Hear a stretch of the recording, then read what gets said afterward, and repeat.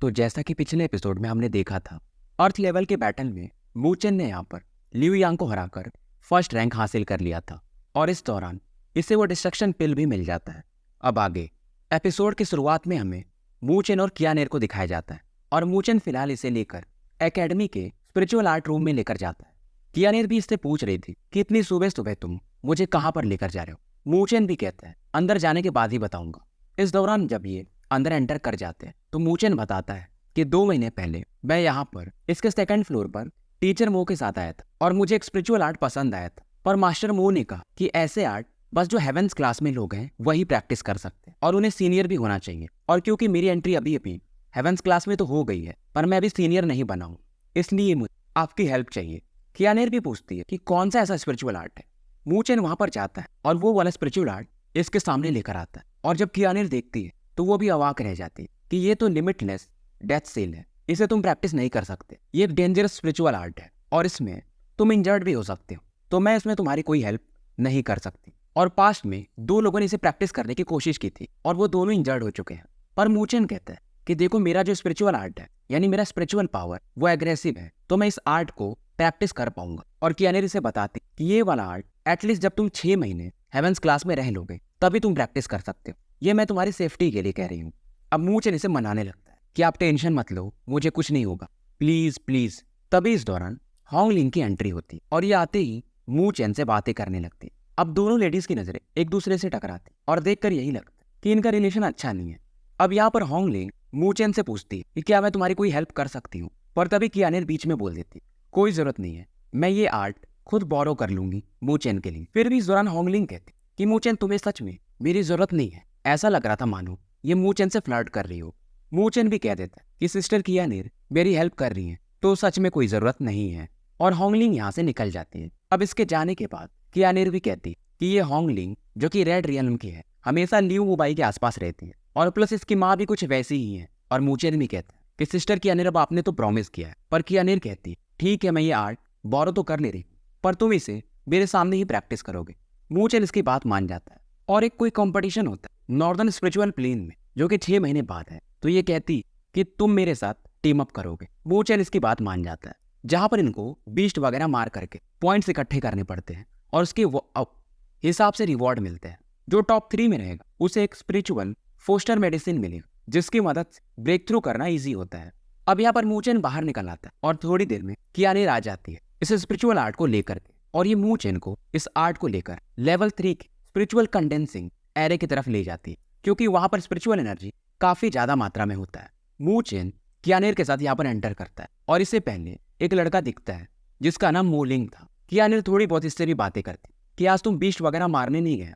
Moulding भी हंसते हुए कहता है कभी कभी मैं भी कल्टीवेशन कर लेता हूँ।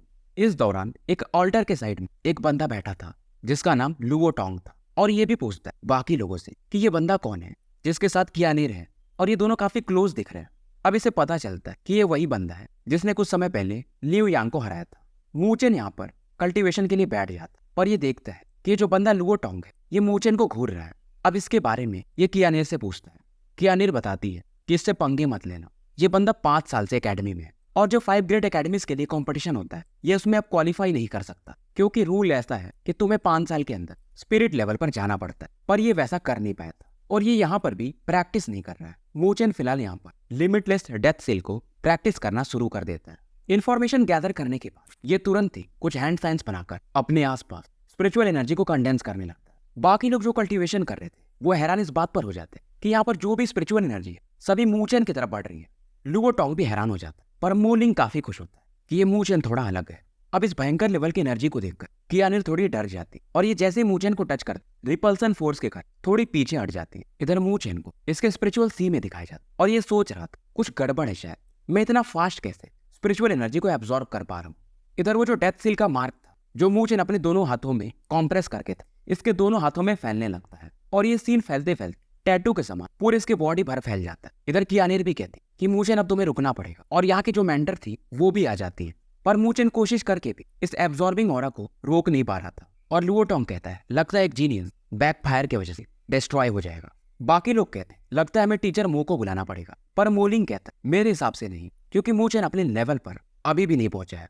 और ये तुरंत ही द ग्रेट पगोडा आर्ट को एक्टिवेट कर जिसकी मदद से ये लिमिटलेस डेथ सील के बैकफायर वाली ऑरा को सप्रेस कर देता है। अब ये अपनी आंखें खोलता है और कियानिर भी इससे पूछती है, क्या तुम ठीक तो? मूचेन अपने राइट हैंड एक व्हील दिखाता है। वैसे नोवेल में इसके हाथ में एक मार्क बन जाता है पाम पर, जो कि लिमिटलेस डेथ सील का फर्स्ट लेवल था। अब जब ये देखता है तो यहाँ की पूरी स्पिरिचुअल एनर्जी लगभग खत्म हो चुकी थी। अब लुओ टोंग बताता है, ये सब तुम्हारी वजह से हुआ है। कियानिर और लुओ टोंग की बहस होने लगी कि अभी न्यू कमर है, इसे कोर एरिया में आना ही नहीं चाहिए था। और लुओ टोंग कहता है कि मूचेन फिलहाल क्वालिफाइड नहीं। कियानिर भी पूछती है, क्या क्वालिफिकेशन चाहिए? तो ये बताता है एटलीस्ट इसे किसी सीनियर को डिफीट करना पड़ेगा। अब कियानिर के कहने मूचेन भी इसे इग्नोर करके यहाँ से निकलने लगा। तभी ये लुओ टोंग फिर से सामने आ जाता है और ये कहता है, ये तो एक जीनियस है ना, एक वुमेन के पीछे क्यों छिप रहा है? मैं भी देखना चाहूंगा स्पिरिचुअल रोड पर ये बंदा गया था, कुछ तो बात होगी इसमें। कियानिर अपने विप को बाहर निकाल पर ये मना कर देता है कि मैं एक वुमेन से तो फाइट नहीं करूंगा, नहीं तो ये बंदा मुझसे माफी मांगे। अब गुस्से में कियानिर अपने विप को घुमाने ही वाली थी, तभी मूचेन इसे पकड़ लेता है और ये कियानिर से कहता है, मैं ऐसे भूल ही नहीं हो सकता बार बार, नहीं तो ऐसे हेवेंस क्लास में कभी शांति नहीं रहेगी।